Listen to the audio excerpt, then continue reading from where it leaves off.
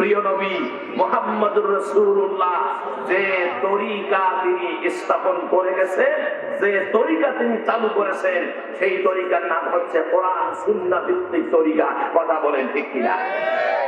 যারা বলে নামাজ না পড়লেও চলে, রোজা না করলেও চলে, এটা কোন তরিকা? এটা শয়তানি তরিকা।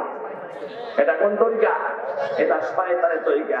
যে তরিকায় নামাজ নাই সেই তরিকা শয়তানের তরিকা, যে তরিকায় কোরআন নাই সেই তরিকা শয়তানের তরিকা। কথা বলেন ঠিক কিনা? আমার ভাইয়েরা, কোথায় তরিকা কার? তরিকা কার? আর সবচেয়ে বড় পীর কে? বলেন, সবচেয়ে বড় পীর কে? সবচেয়ে বড় পীর হলো আল্লাহ পাকের কোরআন। জোরে বলেন সুবহানাল্লাহ। সবচেয়ে বড় পীর কে? আল্লাহ পাকের কোরআন। আর মানুষের মধ্যে সবচেয়ে বড় পীর হলো মা এবং বাবা।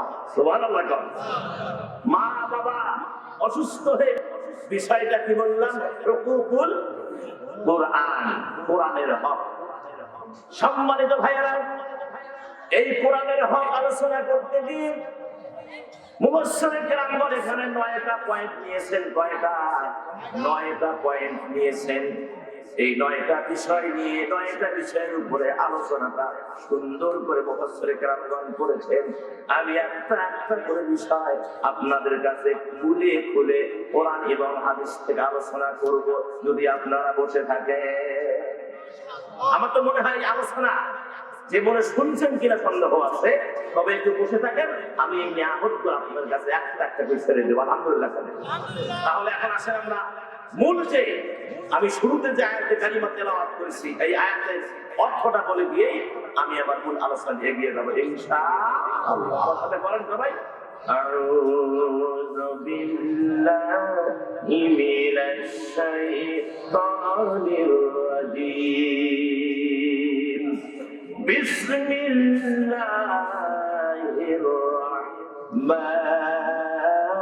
রাহমানির রাহিম।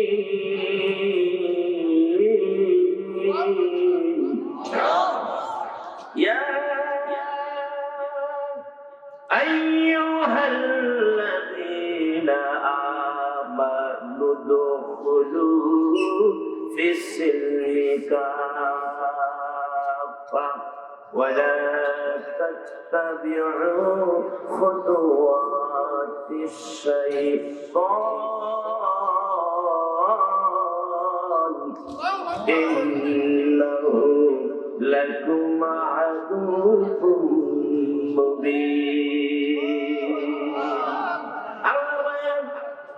সূরা বাকারার 208 নম্বর আয়াত আল্লাহ রাব্বুল আলামিন বললেন, হে মুমিনগণ, ঈমানদারেরা, তোমরা পুরোপুরি ইসলামের ভিতরে প্রবেশ করো, দাখিল হয়ে যাও। উদখুলু ফিস-সিলমি কাফা, তোমরা পুরোপুরি ইসলামের ভিতরে ঢুকে যাও।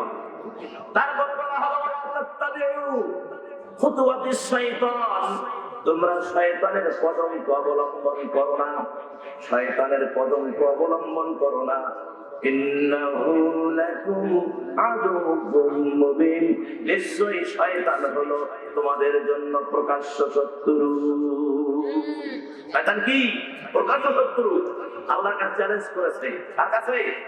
আল্লাহর কাছে। আল্লাহ যে আদম সন্তানের আদমের জন্য আজকে আমার এই পরিণতি, এত ইবাদত করার পরে জিরো, এত ইবাদত করার পরে কি হলো? আমার জিরো হয়ে গেল। আল্লাহ, আমি বললাম, এতই করলাম, ওই আদম থেকে শুরু করে কিয়ামত পর্যন্ত যত তার সন্তান আদি আসবে, আমি তাদেরকে পথভ্রষ্ট করে জাহান্নামের দিকে নিয়ে যাব। আল্লাহ বললেন, ও শয়তান, তুই ভালো করে শুনে নি, তোমার চ্যালেঞ্জ থাকতে পারে, আমার পারে না। তুমি শোনো, আমি আল্লাহ চ্যালেঞ্জ করলাম তোমার কাছে, আমার যে সমস্ত বান্দা আদমের যেগুলো সন্তান পৃথিবীতে আসবে, আমি আল্লাহর প্রতি তারা ঈমান আনবে, আমি আল্লাহর কথা শুনবে, আমি আল্লাহকে বিশ্বাস করবে, তুমি তাদের কিছুই করতে পারবে না। আল্লাহ চ্যালেঞ্জ করে দিলেন। তারপর আল্লাহ পাক বললেন, শয়তান শোন, আমার বান্দা ভুল করতেই পারে, কেননা আমার বান্দার ভুল হলো ভুল করা। আল্লাহ একবার তো, আর আমি আল্লাহর ভুল হলো বান্দাকে মাফ করে দেওয়া। সুবহানাল্লাহ। তুমি আমার বান্দাকে গুনাহ করাইতে থাকবা, করাইতে থাকবা, করাইতে থাকবা, আর আমি আল্লাহ আমার বান্দাকে মাফ করতেই থাকবো, করতেই থাকবো, করতেই থাকবো।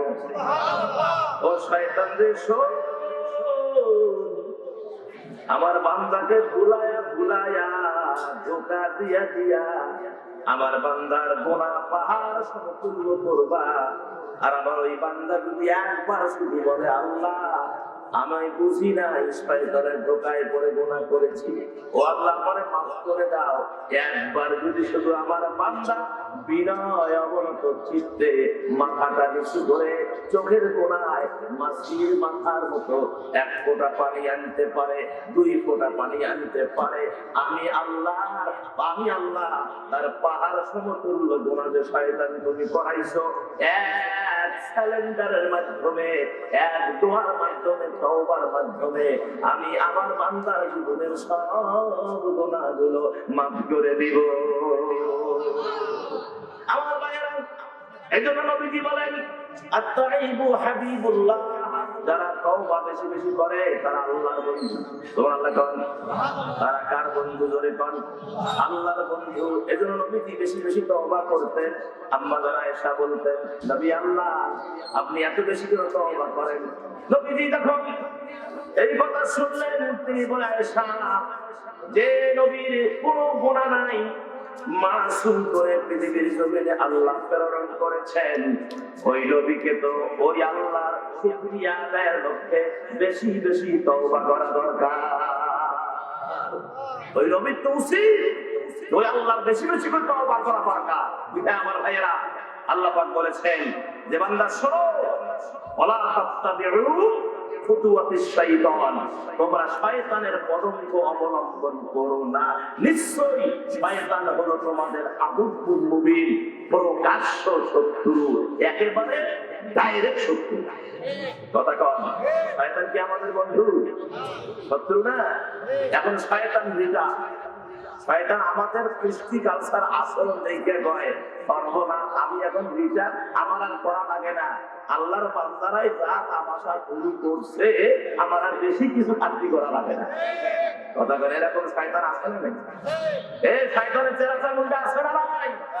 গোটা বাংলাদেশে, গোটা বিশ্বে শয়তানের চেরা চামুন্ডা দিয়া দেশ ভরে গেছে। দেশ কি ভরে গেছে? আজকে আমার ভাইরা শয়তানি করে বিধায় আজকে কোরআনের বিপক্ষে কথা বলে। আজকে অবৈধ ক্ষমতা কিছু কিছু লোক আছে, অবৈধ ক্ষমতা হাতে পেয়ে আজকে তারা কোরআন, হাদিস, রাসূল, আলেম, ওলামা আমার ভাইরা সব ভুলে গেছে।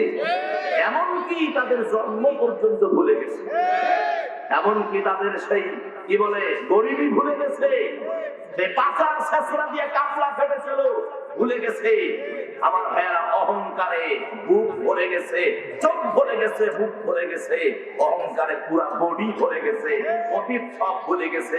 এখন সামনে আগাচ্ছে, ওরা জানে না সামনে কত বিপদ আছে, ওরা জানে না সামনে কত বিপদ, সামনে মহাসাগর, এই সাগর পার হইতে হবে, এই সাগরে হাবুডুবু খেতে হবে। নবীজি বলেছেন সামনের যে সাগর আছে, এই যে ফুলসরাতের রাস্তা আছে, এখানে 7টা চেকপোস্ট হবে। কয়টা? 7টা চেকপোস্টে 7টা প্রশ্ন করা হবে। যদি জবাব দিতে না পারো তাহলে খবর আছে, জবাব আবার কি আছে? খবর আছে।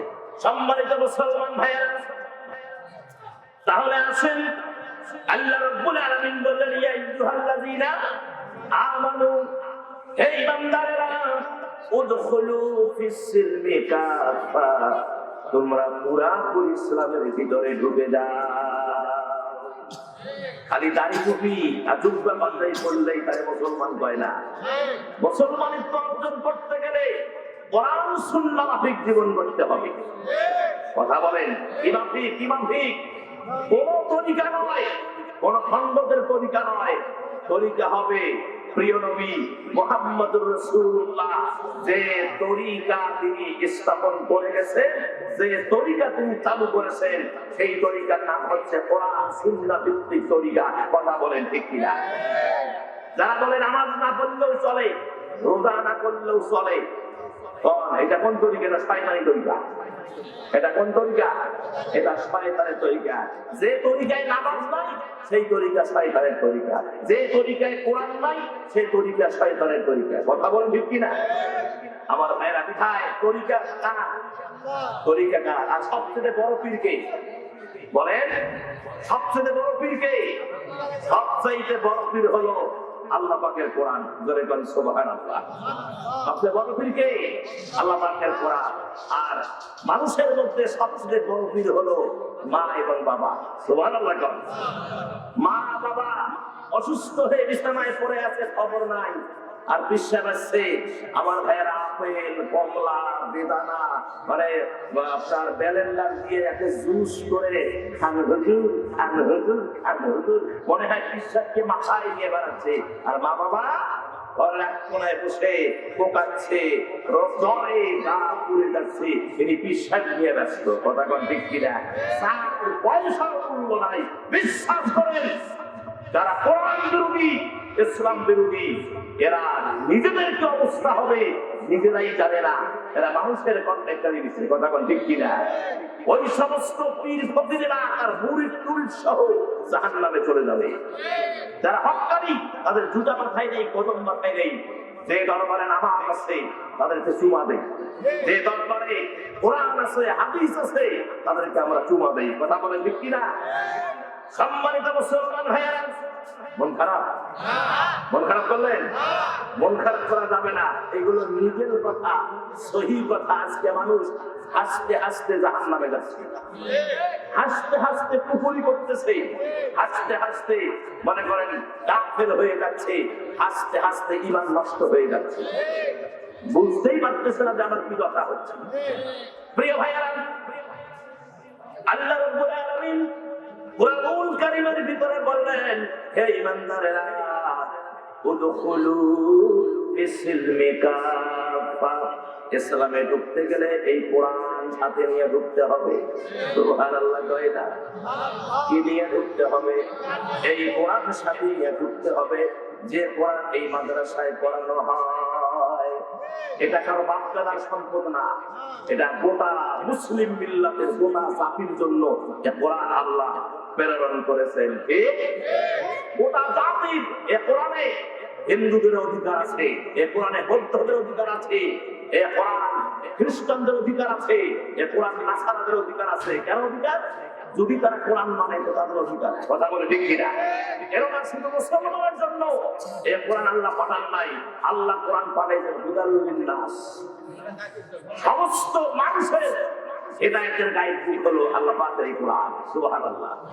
আল্লাহ রাব্বুল আলামিন কোরআনুল কারীমের ভিতরে বলছেন, সূরা কলমের 52 নম্বর আয়াতে আল্লাহ পাক বলে দিলেন, ও পৃথিবীবাসী শোনো, ওয়ালা হুয়া ইল্লা যিকরুল লিল আলামিন, ওমা হুয়া ইল্লা যিকরুল লিল আলামিন।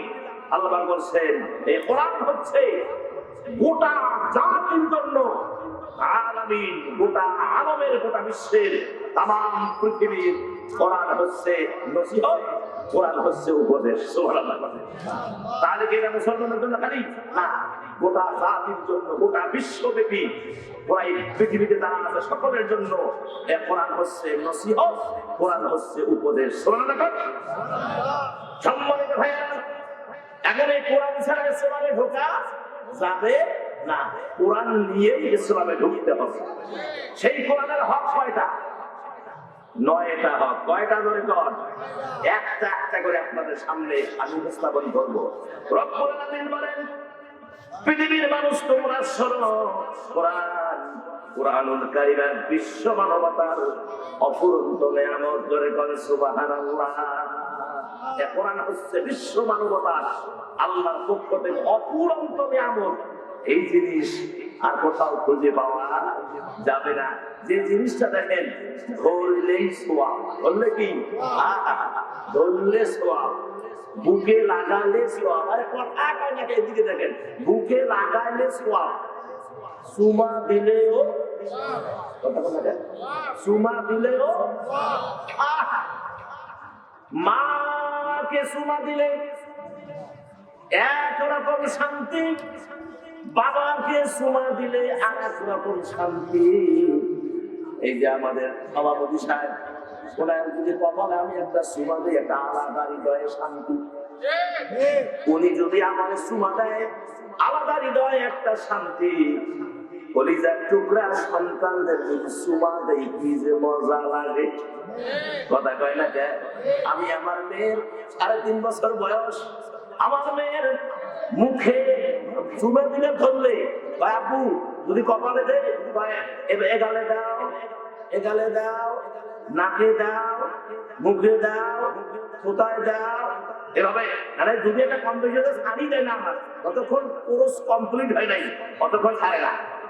তারপর আপনাকে আমি দেই, আবু আমাকে চুমা দাও, কপালে দেই, গালে দেই, নাকে দেই, ঠোঁটে দেই, যদি মানে ভুল হয়, কি যে শান্তি, কথা কয় দেখে। এই যার মেয়ে আছে ছোট, তার ছেলে ছোট আছে, আর এটা চুমে দিয়ে দেখেন কি যে শান্তি। চুমা দিয়ে বুকে দিবেন, একটা চাপ দিবেন, এটা স্বর্গীয় শান্তি। সুবহানাল্লাহ কয় না? আমার ভাইয়া, তাহলে ছেলে মেয়েকে, বাবাকে, বন্ধু বান্ধবকে চুমা দিলে শান্তি আছে না নাই? কোন শান্তির সাথে কোন শান্তির মিল আছে? মিল নাই। এখন আসলে ঘরের বউকে চুমা দিলে এটা আর এক শান্তি। নবীজি বলেছেন, তোমার ঘরে যদি শান্তি পেতে চাও, প্রত্যেক নামাজের আযান যখন হবে, মসজিদে যাওয়ার আগে বউকে জড়িয়ে ধরে কপালে চুমা দিয়ে যাও, গালে চুমা দিয়ে যাও, শান্তি প্রতিষ্ঠিত হবে, মহব্বত বাড়বে। সহিহ হাদিস, সহিহ হাদিস। প্রত্যেক নামাজের আযান যখন হবে, উযু করে যখন মসজিদে যাবেন, নবীজি বলেছেন বউকে চুমা দিয়ে মসজিদে যাও, ঘরে শান্তি, মহব্বত বাড়বে, ভালোবাসা বাড়বে। তো অনেকে আছেন, এই যে মুরব্বীরা আছেন, বাসর রাখে তো চুমা দেয়, আজ পর্যন্ত আমার ভাইয়েরা, আজ পর্যন্ত বাসর তো চুমে চুমে দিছে, আজ পর্যন্ত আমার ভাইয়েরা বাসর রাত থেকে শুরু করে অদ্যবধি আজ পর্যন্ত আমি এমন আছে একটা দিনের জন্য নিজের স্ত্রীকে সালাম অনেকে দেইনি। কথা কান দিছেন দেন নাই। আর কিসের চুমে সালামে নেই, তো চুমে দিচ্ছে। অথচ রাসূল বলেছেন যাওয়ার আগে চুমা দিয়ে যাও, শান্তি প্রতিষ্ঠিত হবে। শুধু তাই নয়, মুসলমানেরা, নিজের বউকে চুমা দিলে এটা আর এক রকম শান্তি। এবার আসেন, আল্লাহ পাকের কোরআনকে চুমা দিলে এটা আর এক রকম শান্তি। কোন শান্তির সাথে কোন শান্তির মিল নাই। কথা বলেন ঠিক কিনা? প্রিয় নবী মুহাম্মদ রাসূলুল্লাহ সাল্লাল্লাহু আলাইহি ওয়াসাল্লামের ইন্তেকালের পরে এক সাহাবী, তিনি বিছানায় শুয়ে আছেন, হঠাৎ করে আমার ভাইয়েরা ঘুম ভেঙে যায়। হঠাৎ করে তিনি দেখতেছেন প্রিয় নবী মুহাম্মদ রাসূলুল্লাহ সাল্লাল্লাহু আলাইহি ওয়াসাল্লাম তার কাছে আসলেন, বললেন, সাহাবী রে, তুমি ঘুমায় আছো, তোমার আমল করতে করতে ঘুমায় গেলা। তুমি যখন কোরআন পড়ো, যখন তুমি নামাজ পড়ো, আমার আল্লাহ তোমার দিকে তাকায় থাকে। ও আমার প্রিয় সাহাবী, ওঠো, কোরআন পড়ো আর তাহাজ্জুদের নামাজ পড়ো। যখন সাহাবী স্বপ্নের ভিতরে দেখলো ঘুম এখনো থাকে নাই, এবার আল্লাহ নবী সাহাবীকে ধরে ঠোঁটের উপরে একটা চুমা লাগায় দিলেন, ধরে বলেন সুবহানাল্লাহ। যখন চুমা লাগায় দিলেন, কে চুমা দিছে? প্রিয় নবী সাল্লাল্লাহু আলাইহি সাল্লাম চুমা দিছে। রাসূলের চুমার মজাই আলাদা। সুবহানাল্লাহ। যে মুখে রাসূলের মুখ লেগেছে, ওই মুখ, ওই বডি জান্নাতে যাবে। যতদিন সাহাবা পৃথিবীতে বেঁচে ছিল, তার মুখ থেকে জান্নাতি সুঘ্রাণ বাহির হয়েছে। সুবহানাল্লাহ। কি বাহির হয়েছে? জান্নাতি সুঘ্রাণ বাহির হয়েছে। প্রিয় আমার ভাইয়েরা, ভাই, আল্লাহর নবী মুহাম্মদ রাসূলুল্লাহ সাল্লাল্লাহু আলাইহি ওয়াসাল্লাম বলেছেন, তোমরা কোরআনকে সম্মান করো, কোরআনের হকগুলো তোমরা যথারীতিভাবে আদায় করো, কোরআনের হক তোমরা পালন করো, তাহলে এই কোরআন তোমাদেরকে জান্নাতের অধিবাসী করবে। কোরআন তোমাদেরকে সাথে নিয়ে আল্লাহর জান্নাতে চলে যাবে। সম্মানিত মুসলমান ভাইয়েরা, তাহলে আমি আগেই বললাম, কোরআন হচ্ছে আল্লাহ রাব্বুল আলামিনের পক্ষ থেকে এই বান্দাদের জন্য অফুরন্ত নিয়ামত। এই কোরআনের মতো নিয়ামত পৃথিবীর জমিনে আর কিছুই নাই। আল্লাহ পাক কোরআনে বলছেন, আর রহমান আল্লামাল কুরআন। আর রহমান আল্লামাল কুরআন। বড়ই মেহেরবান তিনি আল্লাহ, যিনি কোরআন শিক্ষা দিয়েছেন। জোরে বলেন সুবহানাল্লাহ। তিনি কোরআন কি দিয়েছেন? শিক্ষা দিয়েছেন। সূরা রহমান 1-2 নাম্বার আয়াত, 441 নাম্বার পৃষ্ঠা। প্রিয় আমার ভাইয়েরা, নবী মুহাম্মদ রাসূলুল্লাহ সাল্লাল্লাহু আলাইহি ওয়াসাল্লাম বলেছেন, কোরআন মজিদে বেশ কিছু হক রয়েছে। কোরআনের অনেক হক রয়েছে, তার মধ্যে কিছু হক আছে যেগুলো আদায় না করলে, প্রিয় নবী বলেছেন, আমি কিয়ামতের ময়দানে আল্লাহর আদালতে তাদের বিরুদ্ধে মামলা দায়ের করব। কিছু হক আছে যে হকগুলো আদায় না করলে নবীজি বলেছেন তাদের বিরুদ্ধে কিয়ামতের ময়দানে মামলা দায়ের করবেন। সেই হকগুলো কি কি? এখানে মুফাসসির কেরামগণ 9টা হকের কথা বলেছেন। তার মধ্যে 1 নম্বর হক হলো কোরআনুল কারীমের প্রতি জ্ঞানা, ঈমান আনা। জোরে বলেন সুবহানাল্লাহ। কিতাবের ভিতরে আল্লাহ পাকের নবী বলেছেন, আমানতু বিল্লাহি ওয়া মালাইকাতিহি ওয়া কুতুবিহি। কিতাবের বহুবচন কি? কুতুবিহি, মানে অনেক কিতাব। এখানে কোরআনকে বাদ দেওয়া হয় নাই। কোরআনুল কারীমের প্রতি ঈমান আনার কথা বলা হয়েছে। আসমানি কিতাব যত পৃথিবীর জমিনে এসেছে সবগুলোর প্রতি বিশ্বাস। তবে কোরআন নাযিল হওয়ার পরে तमाम কিতাবের আইন কানুনগুলো রহিত হয়ে গেছে। এখন আর জাবুরের কোনো মানে আইন চলবে না, তওরাতের কোনো আইন চলবে না, ইনজিলের কোনো আইন চলবে না। একমাত্র আইন চলবে আল্লাহ পাকের কোরআনের। জোরে বলেন সুবহানাল্লাহ। যদি কোরআনের আইন চলতো তাহলে গোটা পৃথিবীতে অশান্তি দাবানল দাউ দাউ করে আগুন জ্বলতো না। অশান্তির দাবানলে গোটা পৃথিবী পুড়তো না। শুধু আমাদের বাংলাদেশ না, গোটা পৃথিবীতে আজকে অশান্তি শুরু হয়ে গেছে। আর একটাই কারণ, কোরআনের অনুশাসন ভুলে গেছে। কথা বলে ঠিক কিনা? আজকে আপনি কোরআন দিয়ে দেশ পরিচালনা করেন, তাহলে দেখবেন চোর খুঁজে পাওয়া যাবে না, ডাকাত খুঁজে পাওয়া যাবে না, জেনাখোর। যদি আমার মায়েরা লগ্ন কাপড় পরেও রাস্তায় হাঁটে, যুবকেরা চোখ তুলে তাকাবে না। তার কারণ যুবক আর যুবতী, অবিবাহিত যদি জেনা করে, কোরআনের বিধান হলো, কোরআনের ফয়সালা হলো তাদেরকে 80 দৌড়া মেরে বিদায় করে দাও পৃথিবী থেকে। আর যদি কেউ কিতাব মাসলা এসেছে 80 দৌড়া, কোন কোন মাসলা এসেছে 100 দৌড়া মারার কথা আছে। আমার ভাইয়েরা, তারপরে যদি বিবাহিত আর বিবাহিতা জেনা করে, আমার ভাইয়েরা, কোরআনের বিধান হলো তাদেরকে গলা থেকে পুঁতিয়ে মাথা পাথর দিয়ে উড়িয়ে দাও। কথা বলে, এই আইন যদি চালু হয় এই বাংলাদেশে জেনাখোর খুঁজে পাওয়া যাবে না। পরকিয়া ওর পাখা দিয়ে পরকিয়া ঢুকে যাবে। কথা বলে, ওর পরকিয়ার টেন্ডেন্সি মাথায় আসবে না। মেয়েদেরকে দেখলে রাস্তায় ও পালিয়ে যাবে। কোন দিকে পালাবে নিজেও জানবে না, কোন দিকে দৌড়াবে। কথা বলে ঠিক কিনা? সম্মানিত ভাইয়ারা, বিধায় 1 নম্বর হলো কোরআনের প্রতি ঈমান আনতে হবে। আল্লাহ রাব্বুল আলামিন সূরা তাগাবুনের 8 নম্বর আয়াতের ভিতরে আল্লাহ পাক বলেছেন, ফাআমিনু বিল্লাহি ওয়া রাসূলিহি ওয়ান নূরিল্লাযী আনজালনা ওয়াল্লাহু বিমা তা'মালুনা খাবীর। আল্লাহ পাক বলছেন, অতএব তোমরা আল্লাহ এবং তার রাসূলের এবং আমি যে নূর অবতীর্ণ করেছি, নূর মানে কি? এই কোরআন। নূর মানে কি? এই কোরআনের আলো। এটা গোটা জাতির জন্য হিদায়াতের গাইড বুক। সুবহানাল্লাহ। আল্লাহ রাব্বুল আলামিন এই কোরআন অবতীর্ণ করেছেন।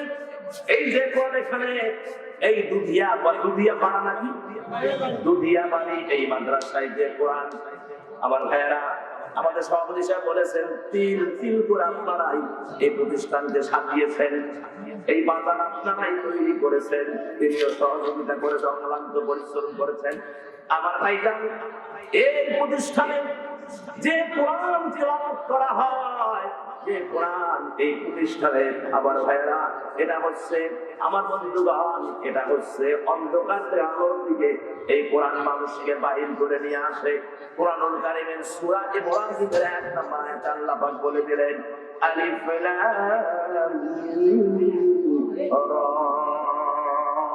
কিতাবুন আনসালনাহু ইলাইকা লিতুখরিজান নাসা মিনাল যুলুমাতি ইলান নূরি বিইذনি রাব্বিহিম ইলা সিরাতিল আজিজিল হামিদ।